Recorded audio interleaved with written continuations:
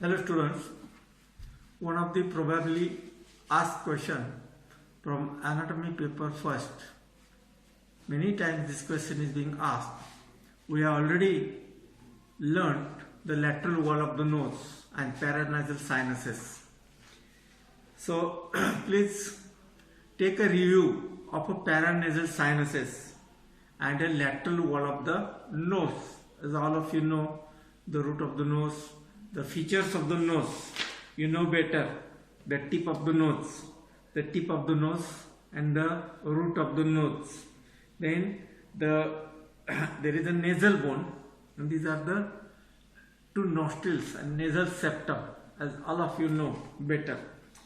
The lateral wall of the nose is a irregular owing to the presence of three shelf-like bony projection called as a concha and conchae. The concha is a singular and three shelf-like conchae. The conchae increases the surface area of a nose for effective air conditioning of the inspired air. Okay, this is the intention by the nature. The air enters through the nostril into the lateral wall of the nose, and three-sided structure, empty structure, that is called as a conchae. The lateral wall separates the nose from orbit above. Above there is orbit with the ethmoidal air sinuses intervening with the maxillary air sinus below, from the lacrimal sac and nasolacrimal duct in front. As all of you know, the lacrimal gland opens into the lacrimal sac and into the lacrimal duct into the nose. Then from the lateral wall subdivided into three parts, three divisions of the lateral wall of the nose. First one, a small depressed area in the anterior part is called as a vestibule. Secondly, it is lined by modifying skin containing short, stiff, curved hairs called as a vibrissae. Then the middle part is known as the atrium of the middle meatus, and the third posterior part contains the conchae. Spaces separating the conchae are called as the meatuses. As all of you know better, these three parts, we have already last time discussed the three parts of the lateral wall of the nose. Then the skeleton of the lateral wall of the nose is partly bony and partly cartilaginous and partly made up of the soft tissues. The bony part formed from the before backward are following. Bony part, the nasal bone, frontal process of maxilla, lacrimal bone, labyrinth of ethmoid and superior and middle conchae, the inferior nasal conchae made up of a spongy bony part, the perpendicular plate of a palatine bone together with the orbital and sphenoidal processes. The medial pterygoid plate, these are the bones that form the lateral wall of the nose. Then the cartilaginous part, internally it is covered by cartilages, the superior nasal cartilage, the inferior nasal cartilage, 3 to 4 small cartilages of the ala, you know better, the ala of the nose. Then the cuticular lower part is formed by the fibrofatty tissues covered with the skin. Now the conchae and meatuses, as all of you know, the features of the conchae. Conchae is a plural. The nasal conchae are curved bony projections directed downwards and medially. The following three conchae are usually found. There are three conchae in the lateral wall of the nose. Inferior conchae, the Latin, it is like a shell, shimpla, or that what you call as a shell, is an independent bone. Middle conchae is projection from the medial surface of the ethmoidal labyrinth. The superior concha is also, concha is a singular. The superior concha is also a projection from the medial surface of the ethmoidal labyrinth. This is the smallest concha situated just above the posterior part of the middle concha. So these are the three concha or three conchi: inferior, middle and superior. Three conchi are there. They are present in the lateral wall of the nose. Now meatus. Meatus means the hole-like structure, or not foramen but larger than the foramen. The meatus of the nose are passages beneath the overhanging conchi. Each meatus communicates freely with the nasal cavity proper. Inferior meatus lies underneath the inferior concha and is largest of all three meatuses. Nasolacrimal duct opens into that nasolacrimal duct which is coming from the eye and enters into the nose. That of both sides, the tears come into the nose via that duct, opens into at the junction of the anterior 1/3 and posterior 2/3. The opening is guarded by a lacrimal fold, or called as Hesner's wall. Secondly, middle meatus. So three. See, superior, inferior and middle meatuses. Meatuses, name of the meatuses are name. 2 marks question may be asked, what are the meatuses of the lateral wall of the nose? Superior, inferior and middle. And the same is conchi. Conchi is the plural. Superior concha, middle concha and inferior concha. These are the three concha or conchi, a single concha. Now the middle meatus underneath the middle concha, it presents the following features. The features of the middle concha. The ethmoidal bulla is a rounded elevation produced by underlying middle ethmoidal sinuses which open into the upper margin of bulla. Hiatus semilunaris. Hiatus semilunaris is a deep semicircular sulcus below the bulla. Infundibulum is a short passage at the anterior end of the hiatus. The opening of a frontal air sinus is seen in the anterior part of the hiatus semilunaris. Opening of an anterior ethmoidal air sinus is present behind the opening of frontal air sinus. The opening of maxillary air sinus is located in posterior part of the hiatus semilunaris. It is often represented by two openings. The superior meatus lies below the superior concha. This is the shortest and shallowest of the three meatuses. It receives the openings of the posterior ethmoidal air sinuses. Now, spinoethmoidal recess is a triangular fossa just above the superior concha. It receives the opening of the sphenoidal air sinus. The atrium of the middle meatus is a shallow depression just in front of the middle meatus and above the vestibule of the nose. It is limited above by a faint reach of a mucous membrane, that is the agarnaceae, which forwards and downwards from the upper end of the anterior border of the middle concha. So these are the three conchi and three meatuses. Now the arterial supply or blood supply of the lateral wall of the nose. The lateral wall of the nose is supplied by anterior superior quadrant, which is supplied by anterior ethmoidal artery assisted by the posterior ethmoidal artery. Secondly, the anterior inferior quadrant is supplied by branches from the facial artery. The posterior superior quadrant is supplied by a few branches of the spinopalatine artery. And fourth artery, that is posterior inferior quadrant, is supplied by branches from greater palatine artery which pierce the perpendicular plate of palatine bone and passes up through the incisive fossa. You know the incisive fossa, the incisor teeth. Now, venous drainage. The veins form a plexus from the drains anteriorly into the fascial vein. Very simple answer. The posteriorly into the pharyngeal plexus of veins, and from the middle from the pterygoid plexuses of the veins.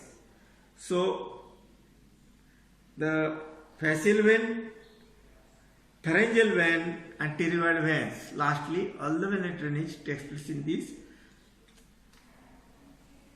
three veins. Now the nerve supply. There are three types of nerve supply. One is general sensation or special sensation, and these are the two sensory. There is no question of a motor sensation.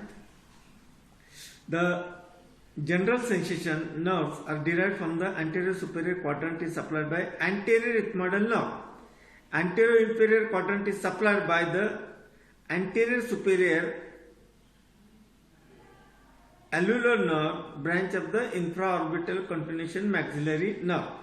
Posterior superior quadrant is supplied by lateral posterior superior and pterygopalatine ganglia.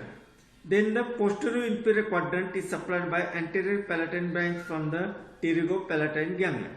Now the spatial sensory nerves or olfactory nerves are distributed to the upper part of the lateral wall just below the cribriform plate of the ethmoid up to the superior concha. Now note that one of the thing that olfactory mucosa, that is a very special sensory nerve. It is partly on the lateral wall and partly on the nasal septum.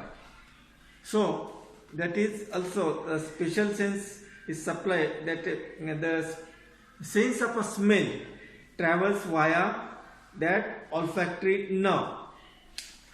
Now the lymphatic drainage of the lateral wall of the nose.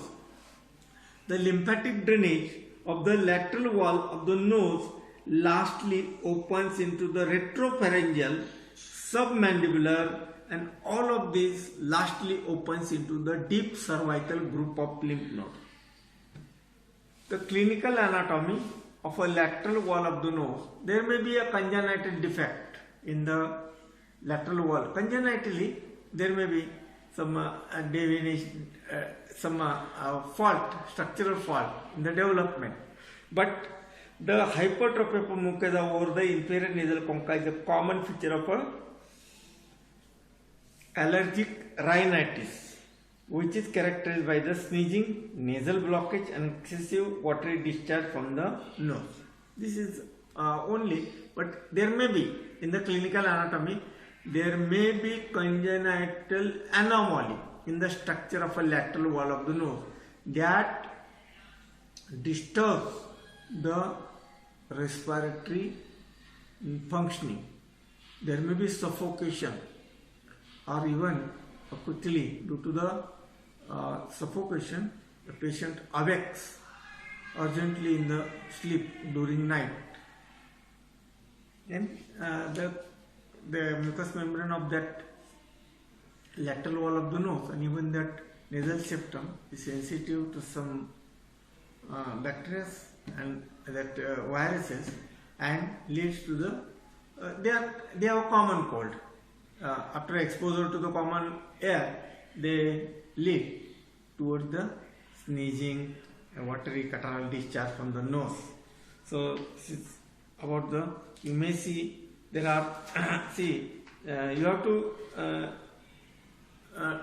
if a lateral wall of the nose is asked, you have to draw the diagram of the paranasal sinus. Exactly, you will understand the communication of a lateral wall of the nose. So draw the diagram of the that lateral wall of the nose, where before to that you should know the paranasal sinuses. So there are around, you may draw the separate diagram of a nerve. All the diagrams are all the diagrams are a little bit similar. You just have to write down the lines: yellow color for the nerve supply, red color for the blood supply, and a structural that exactly where the lateral wall of the nose is there, the nostrils passes, and interiorly three shelf-like empty space. Partly it is cartilaginous and partly it is bony. That is lateral wall of the nose. So it is important. When cold air passes into the air, it directly do not pass into the lungs or into the via larynx. It do not pass into the trachea and in the lung. It gets, the moisture is being absorbed and it made warm and then it enters. So for the that nature has provided the structure in the nose, the lateral wall of the nose, three shelf-like or that three-sided shelf-like bony projection called as a concha. The conchas are formed by the, this is a concha. See, this is a concha, this is a tragus. Like this, there are three conchae in the lateral wall of the nose, superior, middle and inferior. And it has openings, superior meatus, middle meatus and inferior meatus. If that is being deviated, that is called as a deviated. If nasal septum itself is deviated, it leads to some problems in the normal respiration. Okay, so that nasal septum, if itself is deviated, it may lead to the faulty pronunciation. Faulty pronunciation, you can't speak, even difficulty in the breathing. If the nasal concha, there is if congenital anomaly or atrophy is there, so if the diameters are being short of a concha or meatus. In the meatus, if congenital anomalies are there, if they are hypertrophied or small, it produces difficulty in the breathing. That is about the lateral wall of the nose. Around 5 to 6 diagrams you can draw. You can draw the formation of a lateral wall of the nose and nasal cavity. Then the special diagram of both sides of the nasal, lateral wall of the nose, the name of the three arteries, and you can draw a separate diagram of both sides of the nose by the three nerves. Three nerves are there that supply to the lateral wall of the nose. And clinical anatomy is not so much. The allergic rhinitis is a very common clinical anatomy for the lateral wall of the nose. If there is a structural anomaly by birth, so that produces a difficulty in the breathing. That's all. We'll see the next short note. This is of a 10 marks question. You have to draw 3 to 4 diagrams, and nearly about all each of the diagram is similar. You just have to make a change to show the nerves, the arteries and veins, and the meatuses and conchae, three conchae, and the nasal septum. Okay.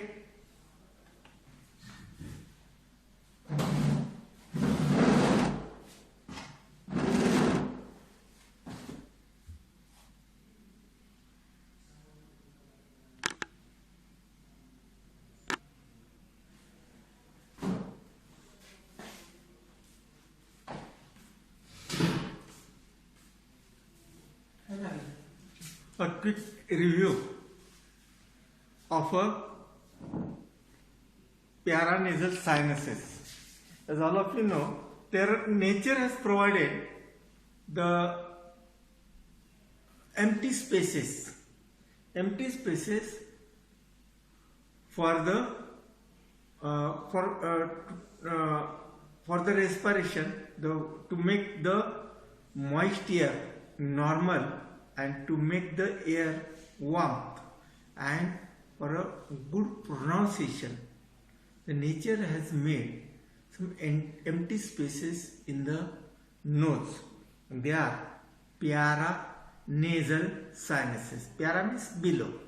Below the nose, there are, or around the nose, there are empty spaces for a good phonation good respiration, nature has provided these sinuses. Sinuses are the empty spaces. So, paranasal sinuses. The paranasal sinuses are air-filled spaces. It consists of air because it has a communication for the exterior. बाहेरून आतमध्ये direct communication असतं from the open air to keep the pressure inside the cranium. That makes the cranium light. All the bones are not massive. Interiorly there are sinuses. So paranasal sinuses are air-filled spaces present within the bones around the nasal cavity. The sinuses are frontal sinus, maxillary sinus, sphenoidal sinus, and ethmoidal sinus. A 2 marks question may be asked. Enumerate the paranasal sinuses. Sinuses are, what are sinus? Sinus is an empty space which is filled up with the air. When it is blocked, then there is a congestion, what you call as a sinusitis. काय झाले त्याला sinusitis झाला. That means that nasal sinus, paranasal sinus gets congestion, or the communication is locking up the communication. There is no passage, and it is accumulated by a discharge, catarrhal discharge, and it fully occupies, and to that condition is called as a sinusitis. Now there are 4 paranasal sinuses. One is the frontal. It is related with the frontal bone. Then secondly, maxillary. It is related in the bone maxilla.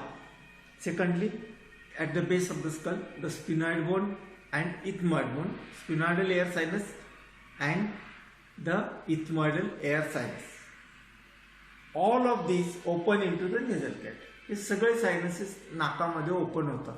They are communicated into the nose or nasal cavity through the lateral wall of the nose. The function of sinuses is to make the skull lighter, warm up, and humidity is inspired air. See, what is the function? What is the intention of the nature? To keep these sinuses in the body or around the nose, to make the air warm. बाहेर थंड हवा असते तर नाकात गेल्यावर ती गरम होते आणि ती गरम हवा योग्य त्या तापमानाची हवाच आतमध्ये घेतली जाते. That is the intention. Secondly, to make the skull lighter. एवढे मोठे बोन्स जर असे मॅसिव्ह असते, भक्कम असते, तर स्कल जड झालं असतं. स्कल कडक आहे पण ते लाईट आहे, हलका आहे. To make the skull lighter and to absorb the humidity. हवेमध्ये खूप बाष्प असेल तर ते शोषलं जातं. That is the main function of this. That is the intention of the nature, to make the sinuses inside the nose. And these are also a resonance of a voice.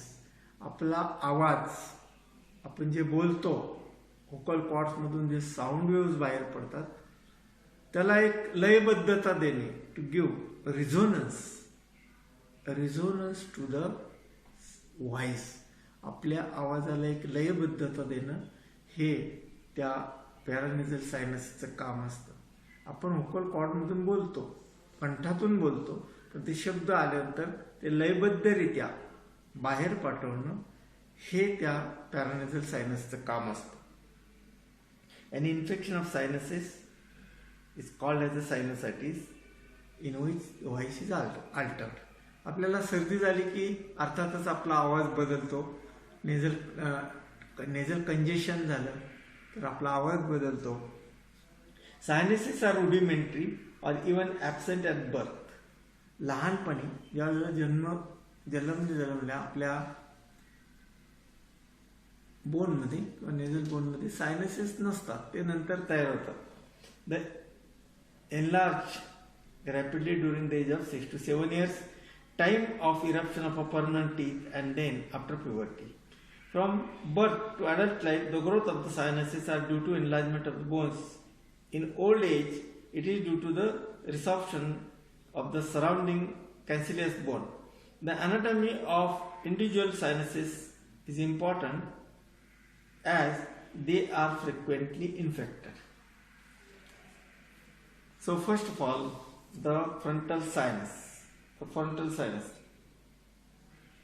See, this is a first diagram of a lateral wall of the nose. What you want to sketch. This first diagram from the textbook. This one. Okay.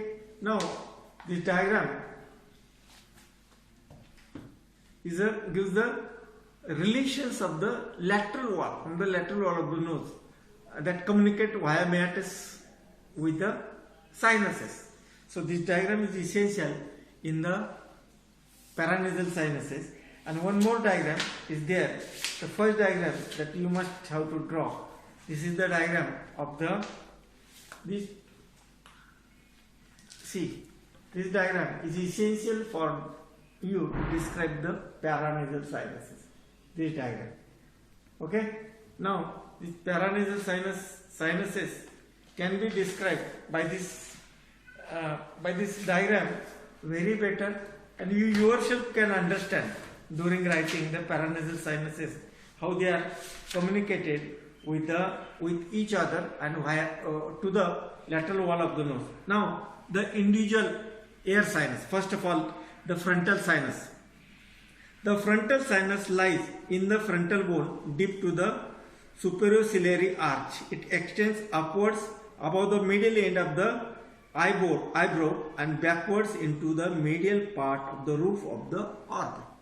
Very simple. Eyebrowच्या पाठीमागे. Then it opens into the middle meatus of nose at the anterior end of the hiatus semilunaris, either through the infundibulum or through the frontonasal duct. Right and left sinuses are usually unequal in size.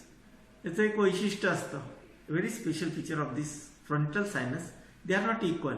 उजव्या बाजूचा आणि डाव्या बाजूचा एकाच आकाराचा नसतो. Then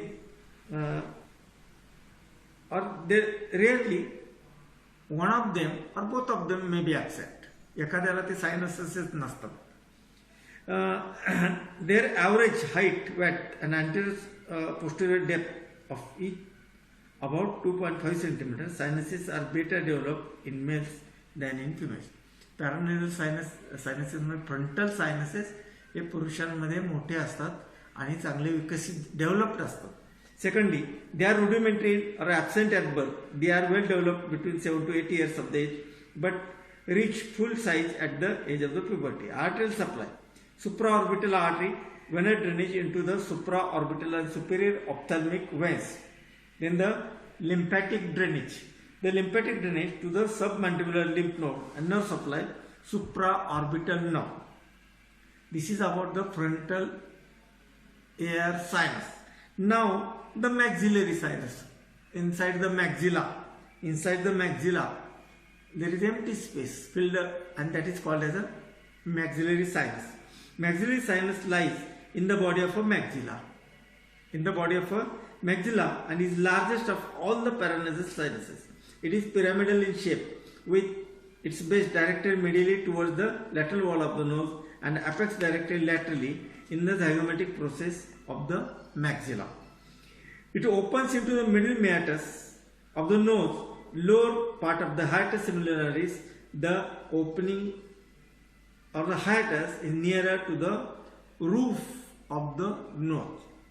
Now, in an isolated maxilla, the opening of a hiatus of a maxillary sinus is large. However, in the intact skull, the size of the opening is reduced 3 to 4 millimeters as it is overlapped by the foli.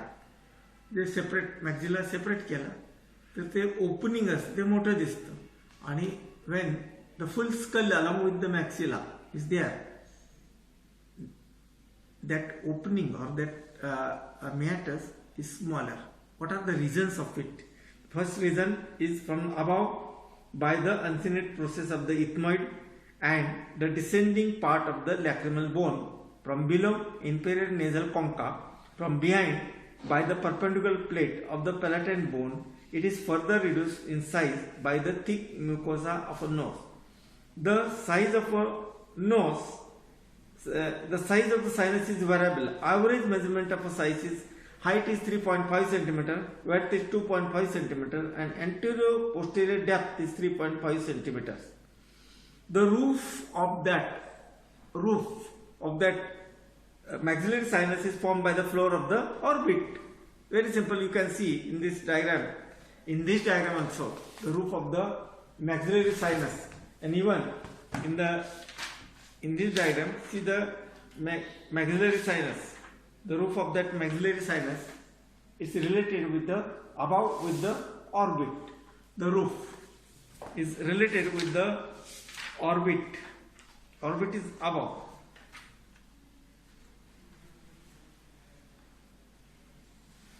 And traversed by the infraorbital nerve. The floor is formed by the alveolar process of a maxilla and lies about 1 cm above the level of the floor of the nose. The level corresponds to the level of the lower border of the ala of a nose. You know better, the ala of a nose, the tip of the nose, the root of the nose, and this is called as the ala. This is called as the ala. This is the tip, and this is the root of the nose. So the level of that floor is at the level of this ala, to what we call as a nares.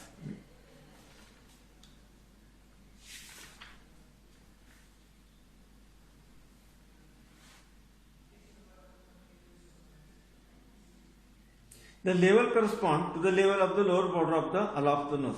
The floor is marked by the several conical elevations produced by the root of upper molar and premolar teeth. As all of you know, the molar and premolar teeth are there. The root may even penetrate the bony floor of the beneath the mucous lining.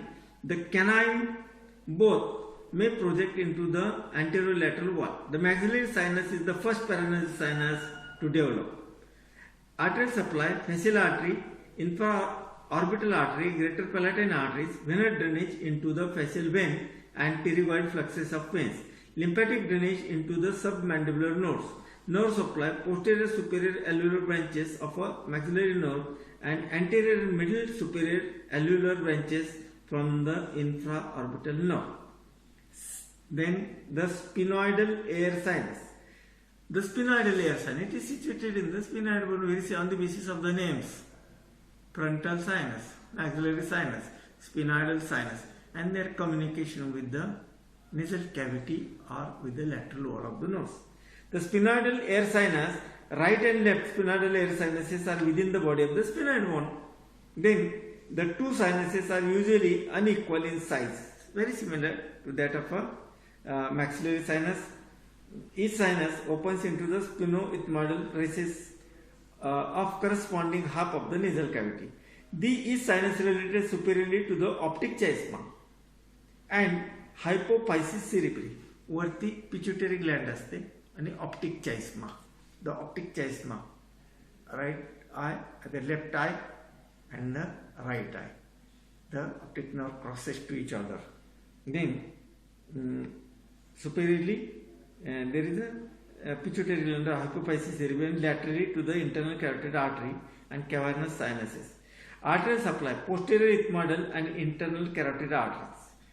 Venous drainage into the pterygoid venous plexuses and cavernous sinuses. Lymphatic drainage to the retropharyngeal lymph nodes. Nerve supply, posterior ethmoidal nerve and orbital branches of the pterygopalatine ganglion. Very simple. It is situated in the sphenoid bone. Superiorly, there is a pituitary gland. Superiorly, the important structure is an optic chiasma. Then, it is in the sphenoid bone. The blood supply, venous drainage, and lymphatic drainage and nerve supply. You have to mention exactly. It is very similar. Right and left. That sphenoidal air sinus may not be similar in size like that of a maxillary sinus, and above the roof there is a pituitary gland or hypophysis cerebri and optic chiasma. Okay, and communicate with the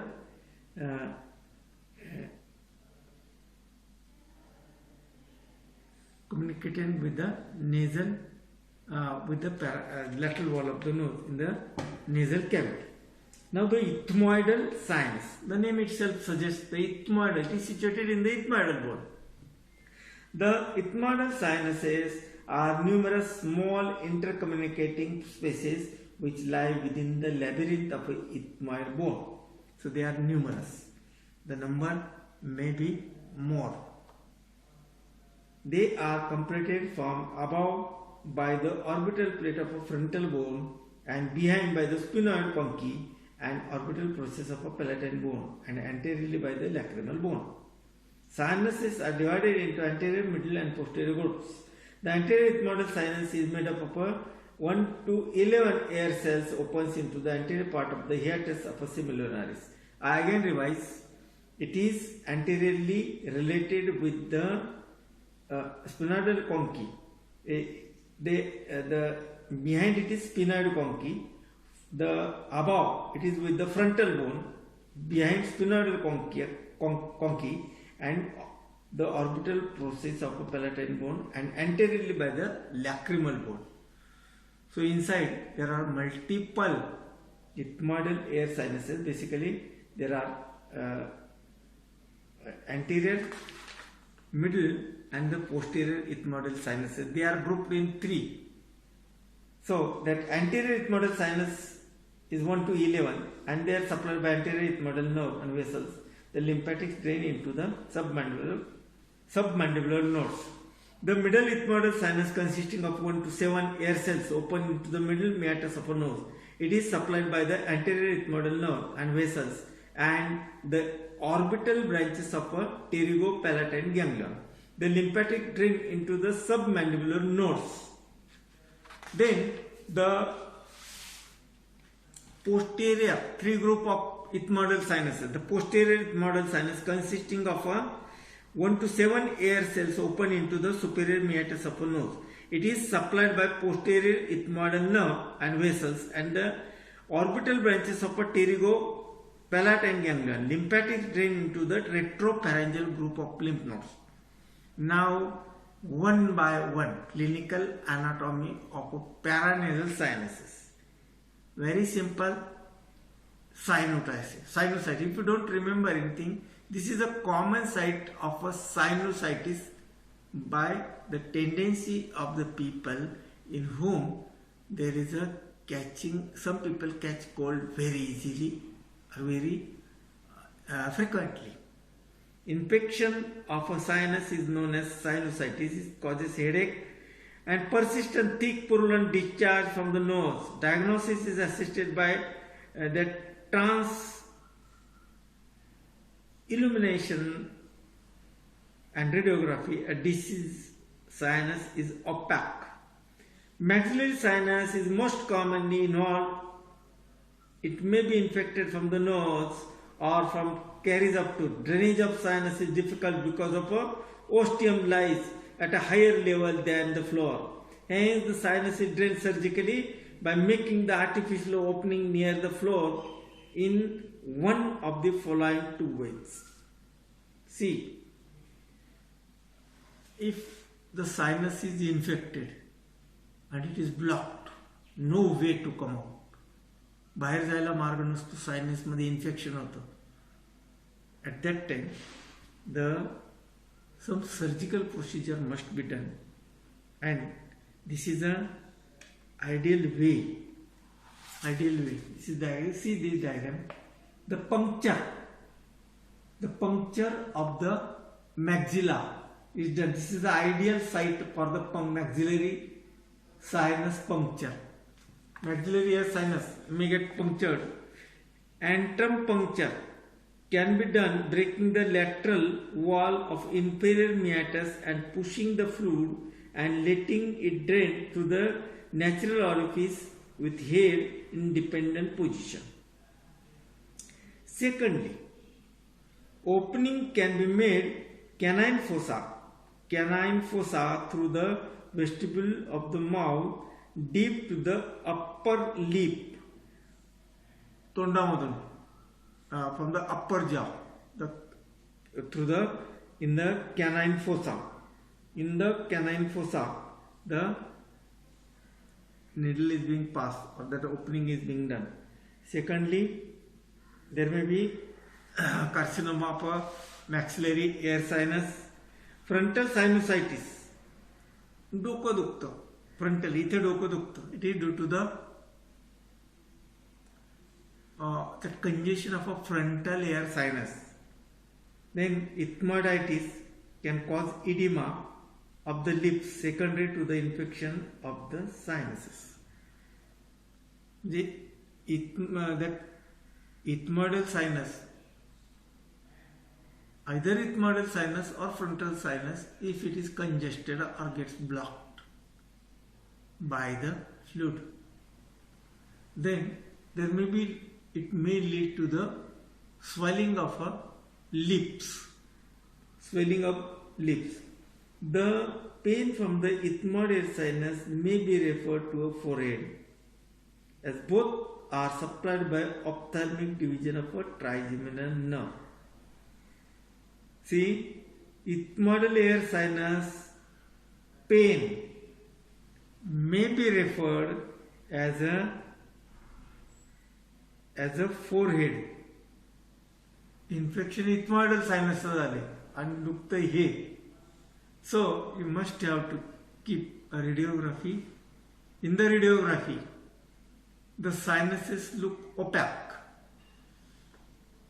If you do a radiography of a ear sinus, the sinuses look opaque, gadul distat.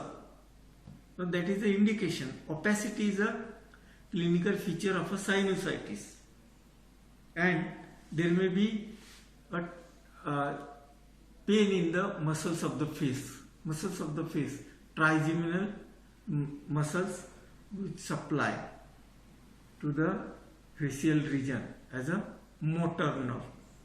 Then pain of a maxillary sinusitis may be referred to the upper teeth and infraorbital skin, as well as they are supplied by the maxillary nerve.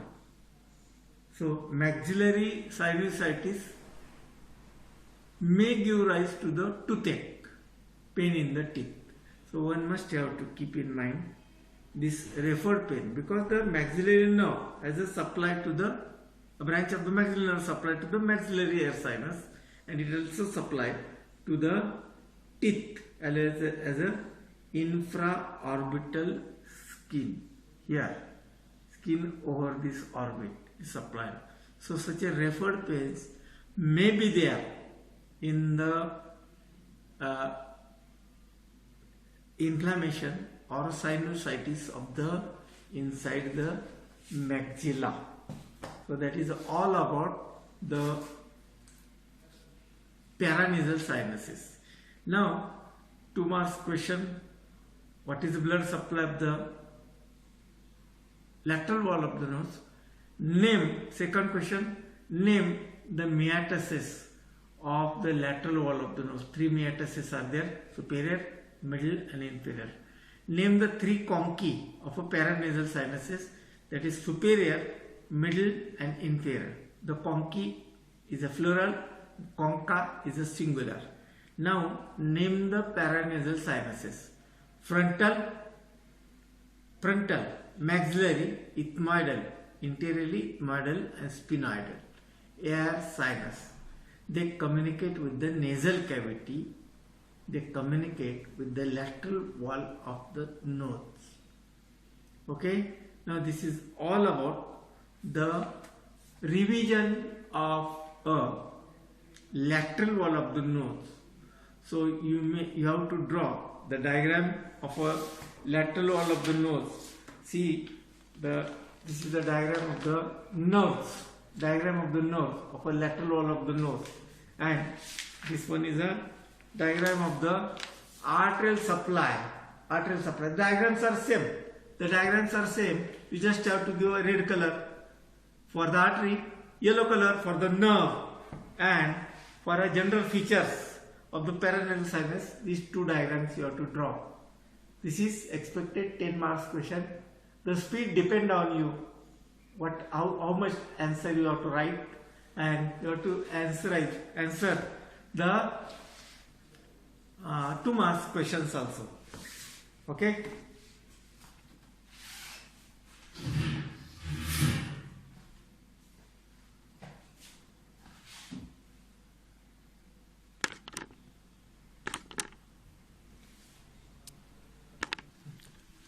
Hello students, one of the neglected question and neglected in the study or even in the practice, but come to the conclusion for the diagnosis. Very rarely this portion is being taught to the students, the contents of the vertebral canal. You know, behind the body of each of the vertebrae there is a vertebral foramen, and from the foramina magnum to the foramen of the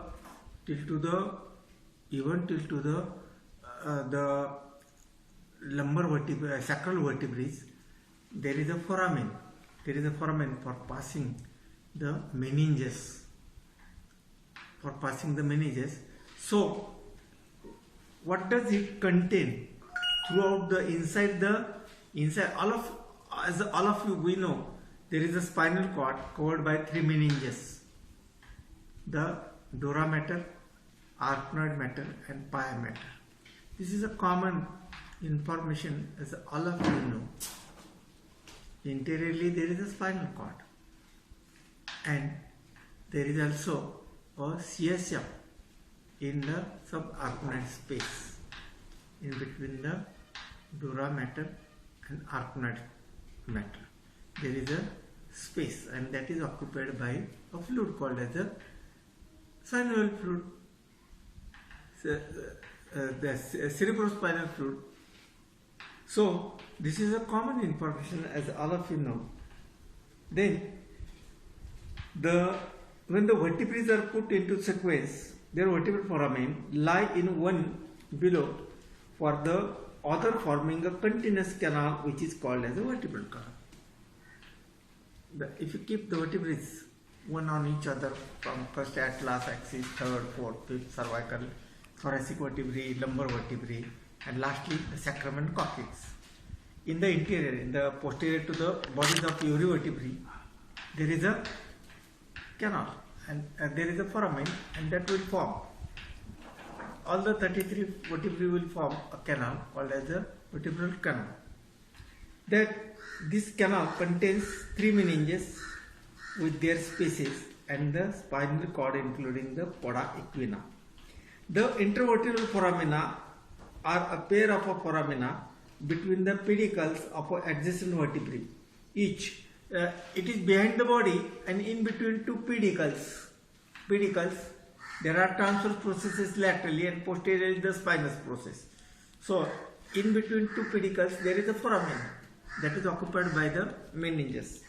Then each of the foramen contain dorsal and ventral roots of the spinal cord, dorsal root and the ventral root.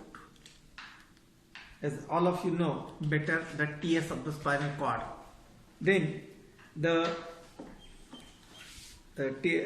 dorsal and ventral root of a spinal nerve are the spinal vessels. So contents of the vertebral canal. This is also mentioned in the 4 contents of the vertebral canal. Very simple: spinal cord and its meninges, vertebral arteries, vessels, the dorsal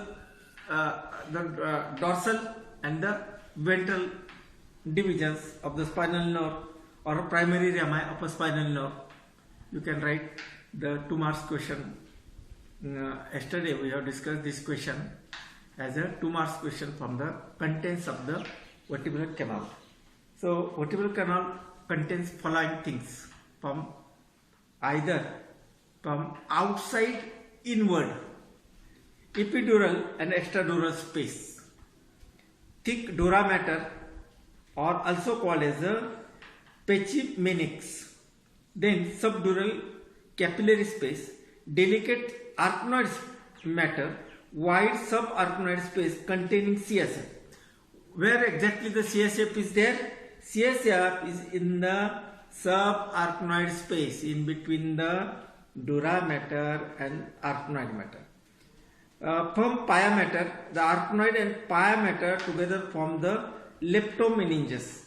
Spinal cord interiorly, the innermost structure is the spinal cord. It is also called and the spinal medulla and cauda equina. The spinal cord is considered along with the brain. It is a part of the central nervous system, spinal cord. Epidural space. Epidural space lies between the spinal dura mater and periosteum with ligaments lining the vertebral canal. It contains loose areolar tissue and semi-liquid fat. That is, then the spinal arteries on its way to supply the deeper contents, the internal vertebral venous plexuses. The spinal arteries arises from the different sources of the different levels. Now the spinal dura mater, the venous blood is drained of that outermost layer is of the spinal cord, drains into the epidural and internal vertebral plexuses. Now the spinal dura mater. Spinal dura mater is a thick, tough fibrous membrane which forms a loose sheath around the spinal cord. Loose sheath around the spinal cord. It is continuous with the meningeal layer of a cerebral dura mater. The spinal dura extends from the foramina magnum to the lower border of the second sacral vertebra. Whereas the spinal cord ends at the lower border of the lumbar vertebrae. The dura gives the tubular prolongations of the dorsal and ventral nerve roots and to the spinal nerves as they pass through the intervertebral foramen. Now the subdural space. Subdural space is a capillary and a potential space between the dura mater and the arachnoid mater containing a thin film of the serous fluid. This space permits the movements of a dura over the arachnoid and the space is continued for a short distance of a spinal nerve. Now the arachnoid matter. Arachnoid matter is thin and delicate transparent membrane that loosely invests the entire central nervous system inferiorly. It extends like the dura up to the lower border of the second sacral vertebra. Now subarachnoid space. Subarachnoid space is a wide space between the pia mater and arachnoid mater filled up with the cerebrospinal fluid. So where is it is in between the arachnoid mater, it is the and with the pia mater. A lumbar puncture is usually done in between the third and fourth lumbar vertebra. Third and fourth lumbar vertebra. Lumbar puncture, ideal place for the diagnostic purpose. The lumbar puncture is done in between the third and fourth lumbar vertebra. So that what is the reason? Because the subarachnoid space extends only till to the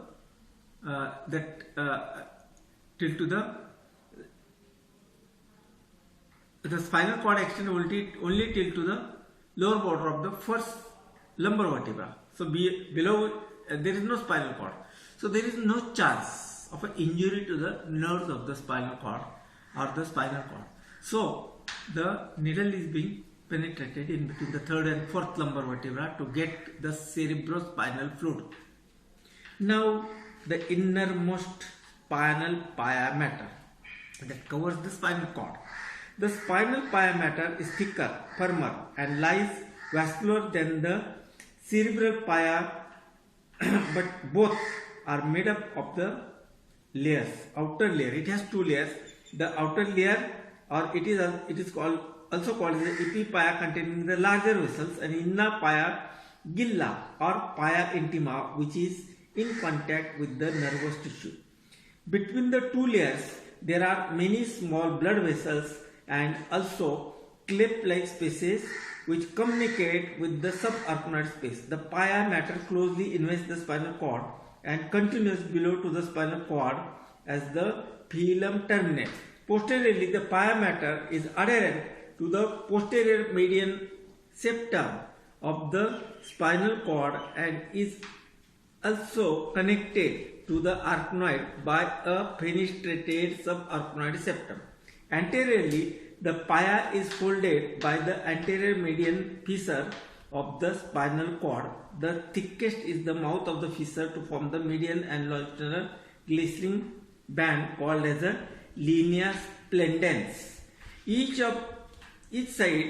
On each side between the ventral and dorsal nerves roots, the pia forms a narrow vertical ridge called as a ligamentum denticulatum.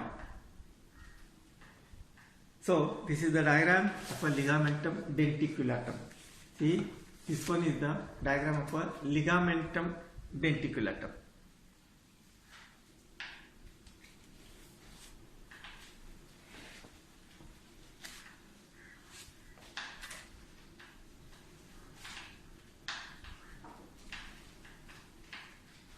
Now the clinical anatomy.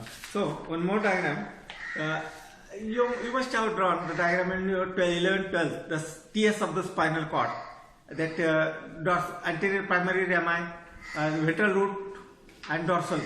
Then the inside that periosteum there is a dura mater, then arachnoid mater, then pia mater. In between the arachnoid mater and pia mater there is a CSF, as all of you know, and interiorly there is a spinal cord. So this diagram represents the contents of the vertebral canal, and that another diagram that I have shown you, the diagram of the ligamentum that denticulatum. There are two diagrams in the ligamentum denticulatum. Now, last but not least is the applied anatomy, the leptomeningitis,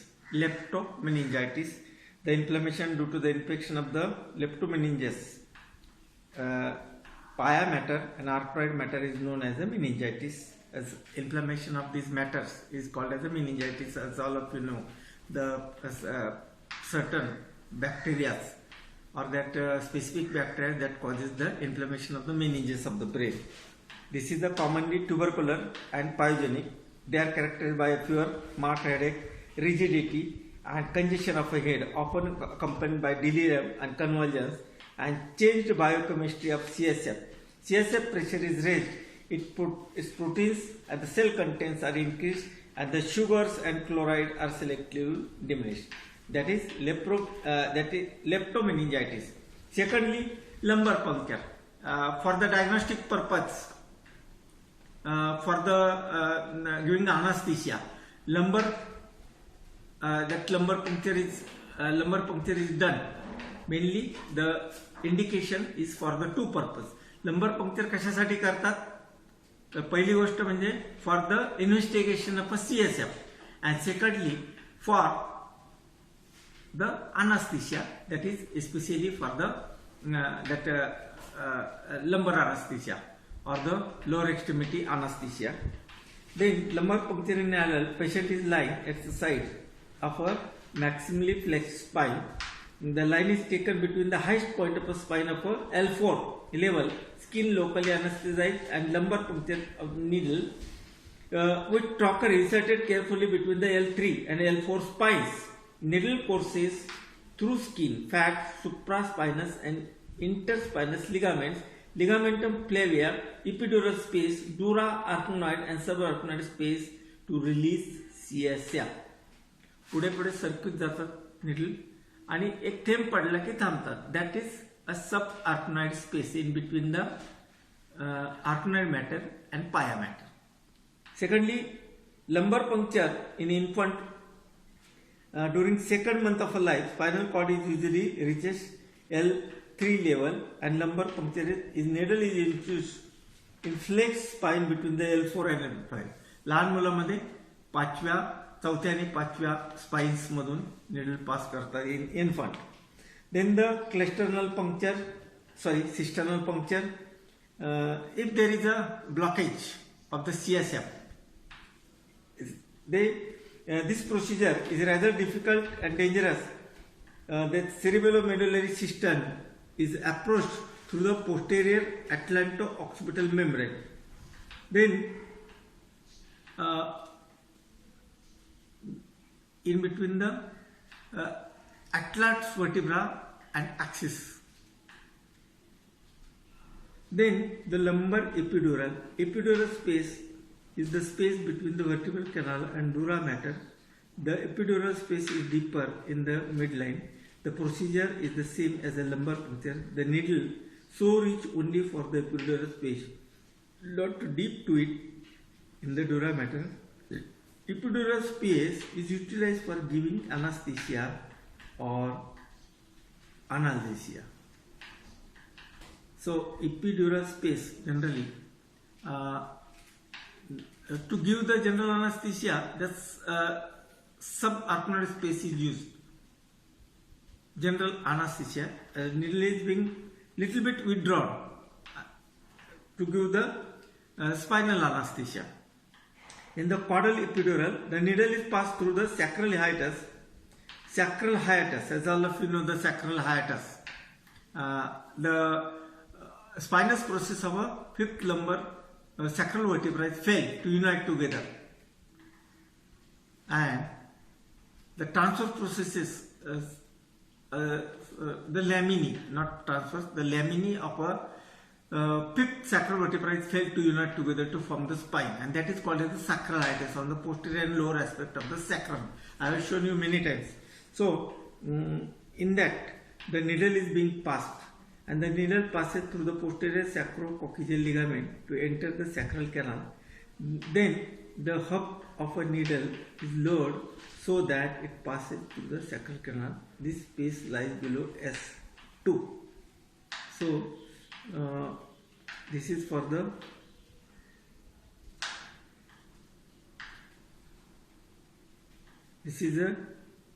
equidistant from the right and left posterior superior iliac spine. So that is about the clinical anatomy of the vertebral canal only. Vertebral canal. Next time we will see the vertebral canal. Compression of a spinal cord may lead to some characteristic symptoms. There may be inflammation or new growth in the spinal cord that leads also.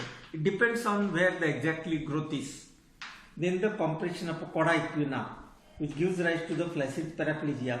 Then compression of a root. If the spinal nerves are, as all of you know, that spinal nerves are coming from the ventral rami and dorsal rami. There, if there is that intervertebral disc, it gets degenerated, then the spinal nerve gets compressed and it produces symptoms. That symptom depends on which spinal nerve, number of spinal nerve gets compressed. So symptoms depend on that.